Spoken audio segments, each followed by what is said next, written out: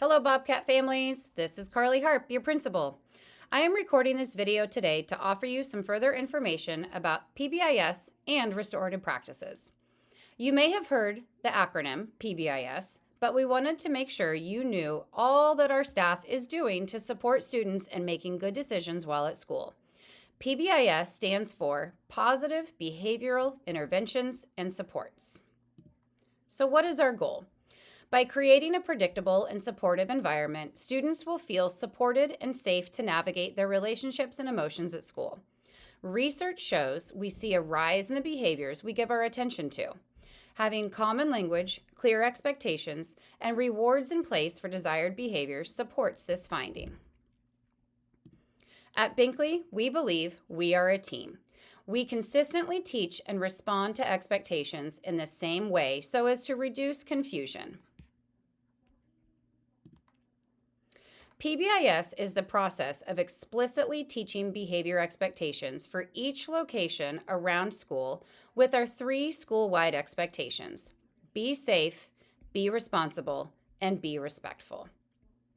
As a result, we see a positive and safe school climate and a significant decrease in the number of suspensions and office discipline referrals.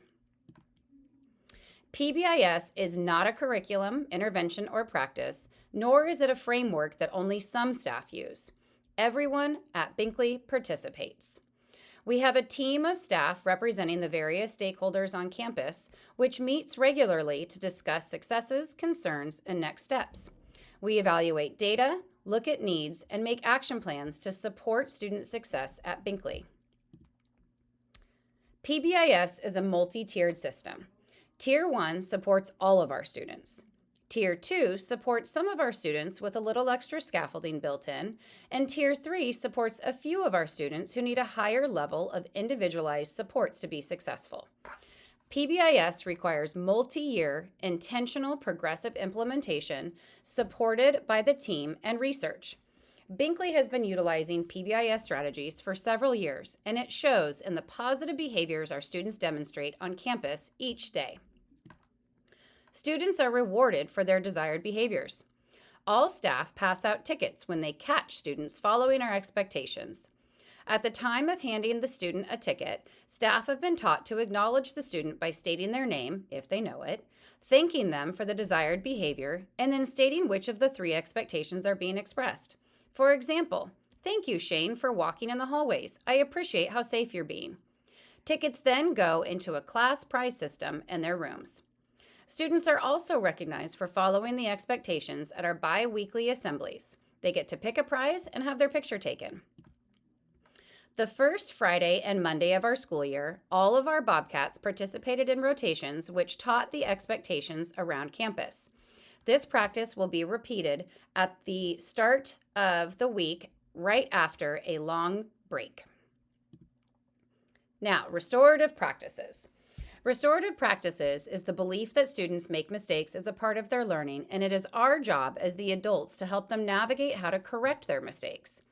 Restorative practices is the practice of building relationships through community circles, restorative consequences, and restorative conversations. Binkley utilizes community circles, kimochis, and toolbox tools and restorative conversations as a part of the social-emotional chest of resources. Restorative practices in action. When a conflict arises, a trained adult guides a conversation with the involved parties. The goal of the restorative conversation is to come to resolution and repair the harm done. Everyone gets a chance to share their story. Accountability in a supportive environment is key. That is PBIS and restorative practices in a nutshell. For information about our supports for positive behavior, please contact the school if you have questions or concerns, and more information will be coming in the following weeks. Thanks for listening.